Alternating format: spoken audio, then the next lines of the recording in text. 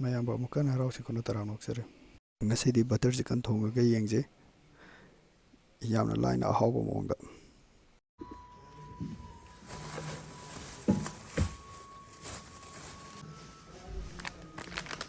ꯐꯗꯤꯒꯣꯝ ꯃꯔꯨ ꯑꯁꯨꯕ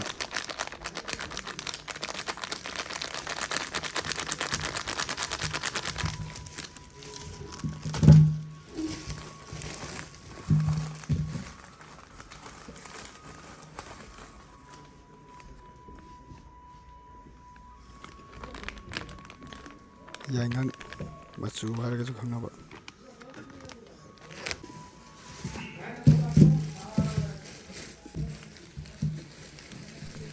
चिकन मसाला खराब संजय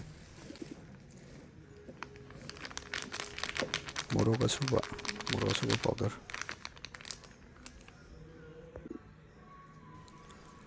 चंपरा से महौ हेंगरहनबने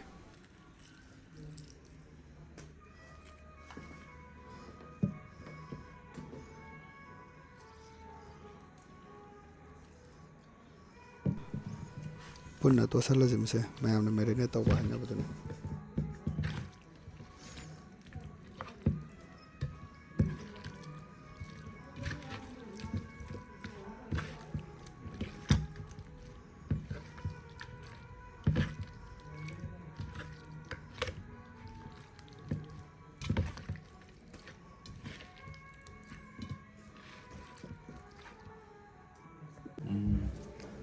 थम खरा मुआवसल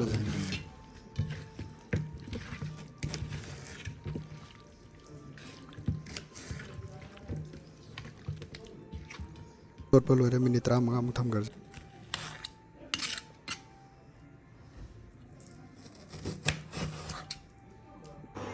खांग सालजे हुजे खांग साले तो मुआवसल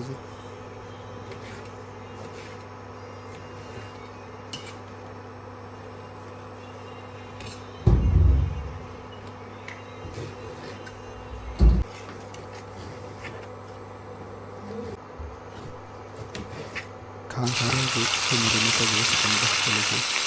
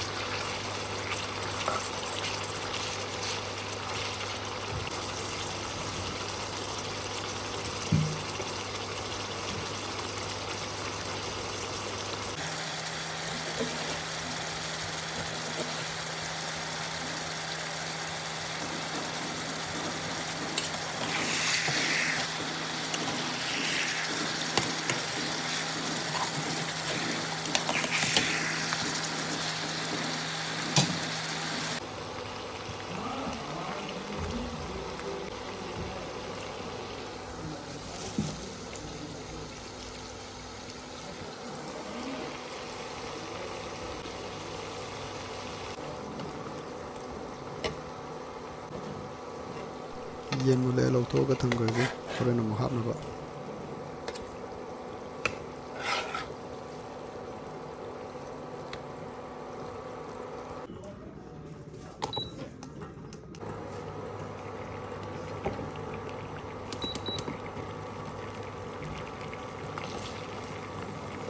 तिलौ चनम मोरक फतिगोम मना कामी संगसिदा पुन्ना लौसनगरसे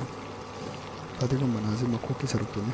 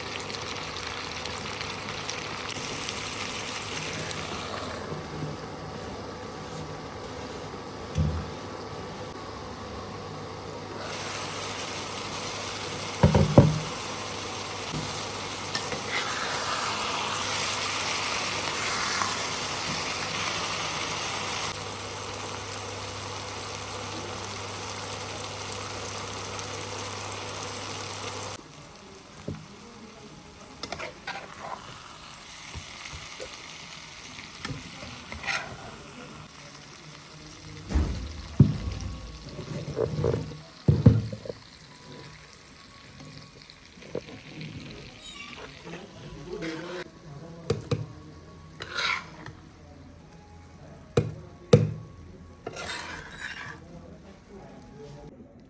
ꯑꯩꯈꯣꯏ ꯇꯣꯏꯅꯕ ꯇꯛꯈꯥꯏꯔꯁꯤ ꯒ꯭ꯔꯥꯏꯟꯗꯔ ꯇꯧꯔꯒ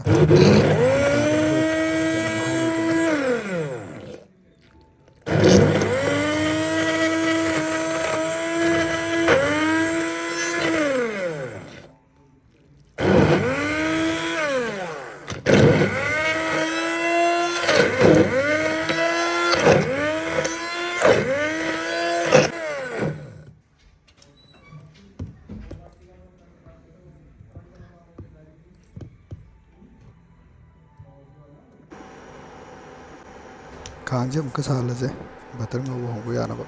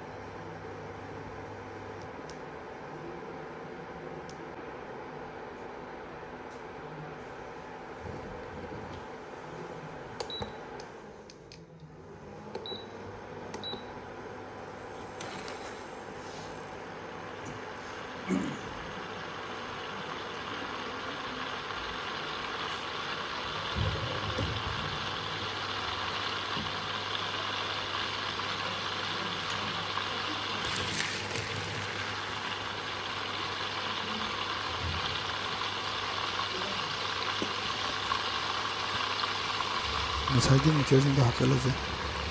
ꯕꯇꯔ ꯁꯥꯔꯕꯅꯤꯅ꯫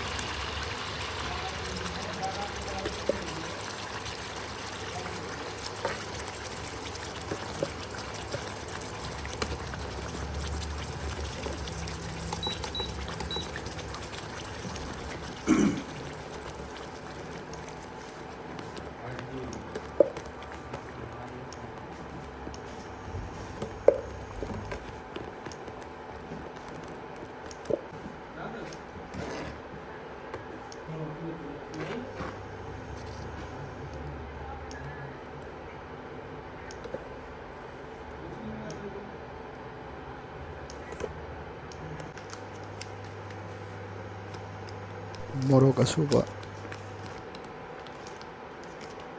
ꯃꯆꯨ,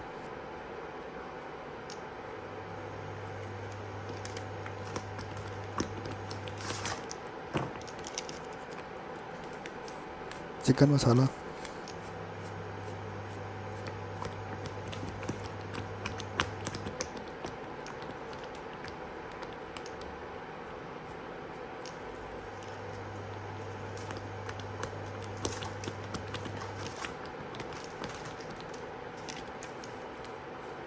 जीरा पाउडर,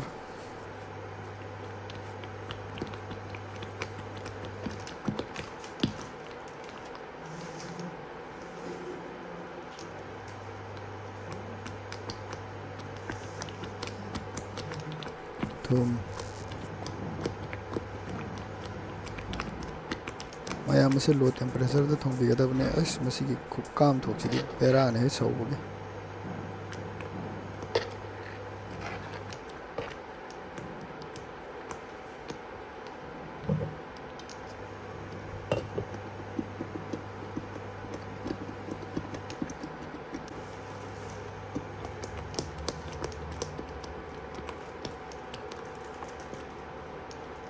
फ्रेश क्रीम हापचल्लसे।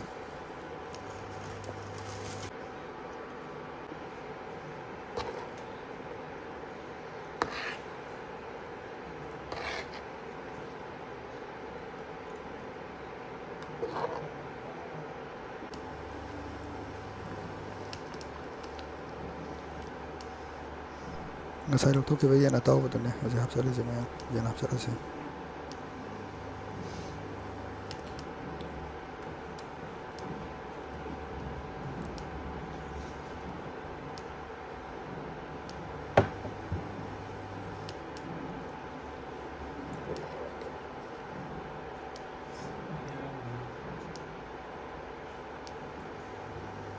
ꯃꯤꯅꯤꯠ 10ꯃꯨꯛ ꯁꯧꯍꯟꯁꯦ꯫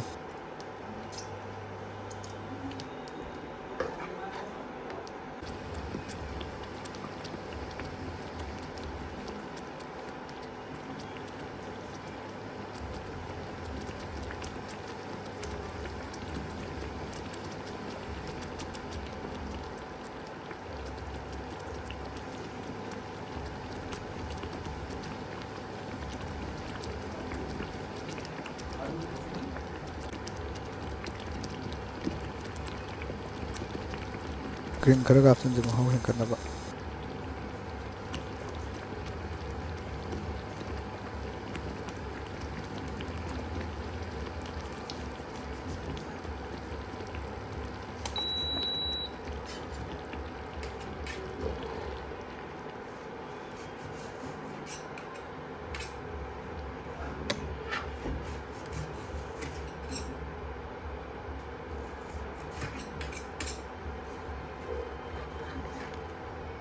ꯃꯌꯥꯝ ꯏꯟꯖꯥꯡꯁꯦ ꯃꯨꯟꯖꯜꯂꯛꯑꯦ, ꯌꯨꯝꯗꯁꯨ ꯑꯝꯇꯪ ꯊꯣꯡꯉꯒ ꯇ꯭ꯔꯥꯏ ꯇꯧꯕꯤꯌꯨ, ꯌꯥꯝ ꯂꯥꯏꯕ ꯃꯑꯣꯡꯗ꯫